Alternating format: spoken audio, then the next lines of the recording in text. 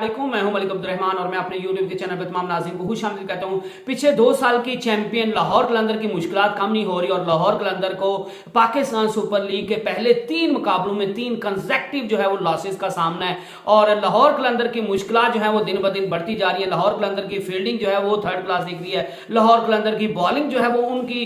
सबसे जो है वो उनका बड़ा मसला बना है और लाहौर कलंदर इसी वजह से पिछले 2 टाइटल जीता है क्योंकि उनकी बॉलिंग लाइन जो थी वो सबसे तगड़ी थी और उनकी बॉलिंग लाइन के बारे में कहा जाता था कि अगर इनको किसी इंटरनेशनल मैच में भी जो है वो इस बॉलिंग लाइन को खिला दिया जाए तो किसी बड़ी से बड़ी बैटिंग लाइन को भी जो है वो तहस नहस करने की इनके अंदर सलाहियत मौजूद है। सिर्फ एक खिलाड़ी के निकलने की देर थी, राशिद खान की कि सारी लाहौर कलंदर की बॉलिंग लाइन जो वर्ल्ड क्लास बॉलिंग लाइन बताई जा रही थी वो सारी तितर बितर होती हुई दिखाई दी है और लाहौर कलंदर की बॉलिंग जो है वो बिल्कुल एवरेज दिख रही है। और लाहौर कलंदर के जमान खान को आप देख लें, ब्रैथवेट को देख लें, सिकंदर रजा को देख लें, शहीन शाह अफरीदी को देख लें, हारिस रऊफ को देख लें, हर किसी को जो है वो खूब रन्स पा रहे हैं और विकेट्स लेने में जो है वो कामयाब नहीं हो पा रहे। यही वजह है कि लाहौर कलंदर जो है वो पाकिस्तान सुपर लीग में अभी तक जो है वो कोई भी जीत हासिल नहीं कर पाया। शहीन शाह अफरीदी जो है वो कप्तानी में भी फ्रस्ट्रेट होते हुए दिखाई दिए। कल उनने जो है वो इफ्तिखार अहमद से जो है वो लड़ाई करते हुए दिखे और उसके बाद इफ्तिखार अहमद ने जिस तरह की माशाल्लाह हिटिंग की है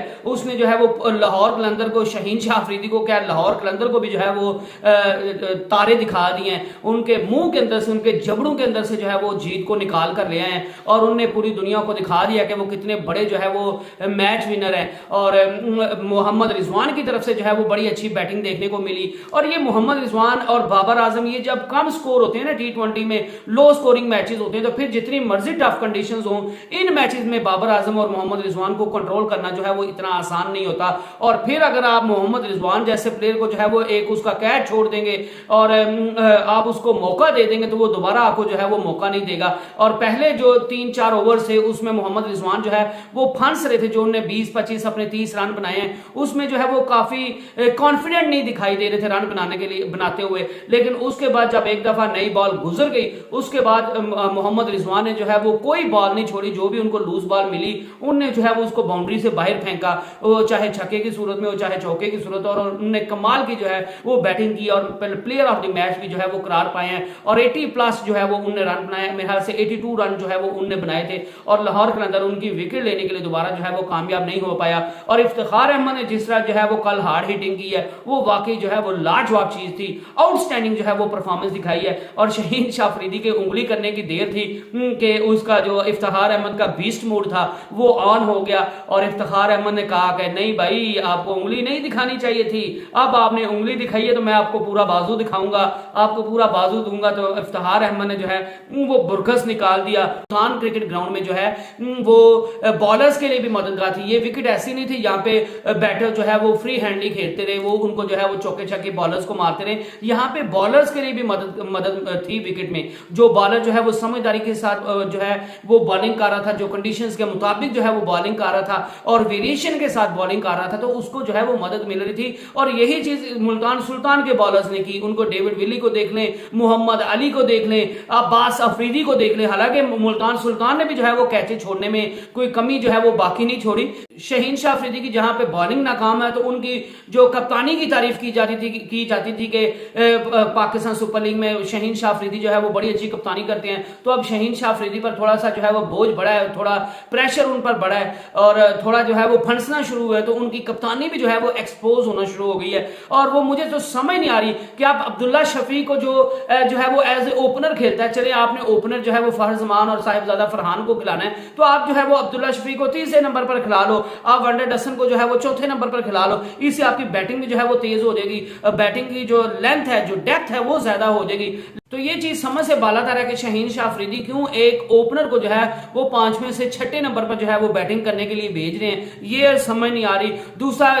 जो है वो शहीन शाह अफरीदी की ये समझ नहीं आ रही कि जो बॉलर अच्छी बॉलिंग करे, ब्रैथवेट ने जो है वो कल सबसे जो है वो कम इकोनॉमी के साथ जो है वो ओवर कराया। हालांकि उन्होंने एक ही ओवर करवाया लेकिन उनको इतने रन नहीं पड़े, लेकिन उसके बावजूद ब्रैथवेट से जो है वो ओवर कोई नहीं करवाया गया। और जो बॉलर्स मार लगातार खाते जा रहे थे आप उन्हीं से जो है वो बार बार ओवर करवा रहे जा रहे थे। जो है वो हारिस रऊफ ने 3 ओवर करवाए हैं और उनको जो है वो 3 ओवर में जो है वो 25 रन पड़े, उनने कोई विकेट हासिल नहीं की। और जमान खान जिनने 4 ओवर में 52 रन खाए उनको आपने ओवर पूरे करवा लिए, लेकिन आपने ब्रैथवेट को जो है उनसे दूसरा ओवर करवाना जो है मुनासिब नहीं समझा। सिकंदर रजा से जो है वो आपने ओवर करवाना मुनासिब नहीं समझा। तो मेरे ख्याल से शहीन शाह अफरीदी की कप्तानी भी जो है वो भी बुरी तरह एक्सपोज हो रही है। लाहौर कलंदर के लिए जो है ये सीजन को अच्छा होता हुआ दिखाई नहीं दे रहा। और लाहौर कलंदर के लिए जो एक और सबसे जो बड़ा मसला चल रहा है लाहौर कलंदर के लिए, वो मसला ये है कि लाहौर कलंदर को आप अपनी स्ट्रेटजी बदलनी चाहिए। जो लाहौर कलंदर के पिछले साल जो है वो पहले बैटिंग करके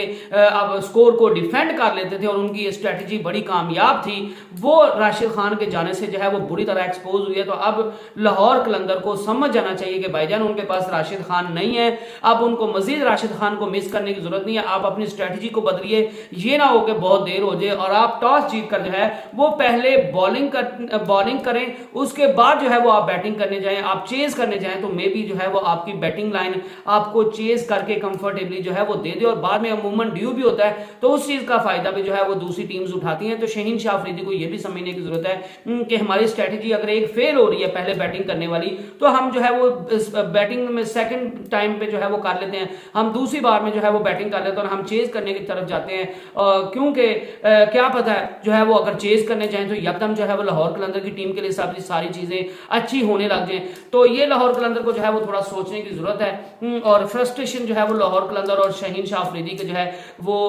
एक्शंस में और उनकी हरकतों में जो है वो साफ जाहिर हो रही थी कि वो फ्रस्ट्रेट हो रहे हैं, उनको डेस्परेटली जो है वो एक जीत की जरूरत है। और कल का मैच बहुत अच्छा था, अच्छी टक्कर दी लाहौर कलंदर ने, लेकिन वो फिनिशिंग लाइन एक होती है ना, क्योंकि एंड पे आपको हारने वाले को कोई याद नहीं रखता, हमेशा जीतने वाले को जो है वो याद रखा जाता है। तो आपको जो फिनिशिंग लाइन क्रॉस करनी है, आपको जीतना है, तभी जो है वो आपको लोग याद रखेंगे। अदरवाइज ये कोई बंदा याद नहीं रखेगा कि लाहौर कलंदर जो है वो उन्होंने कितनी अच्छी फाइटिंग की थी। एंड पे यही सब पूछेंगे जीता कौन है, तो जब जीता मुल्तान सुल्तान है तो फिर लाहौर कलंदर का जो है वो अच्छी फाइट बैक का कोई जो है वो बात नहीं करेगा, वो सारे यही करेंगे कि लाहौर कलंदर हारा है और मुल्तान सुल्तान जो है वो जीता है। I hope you enjoyed the video. Next video तक अल्लाह हाफिज।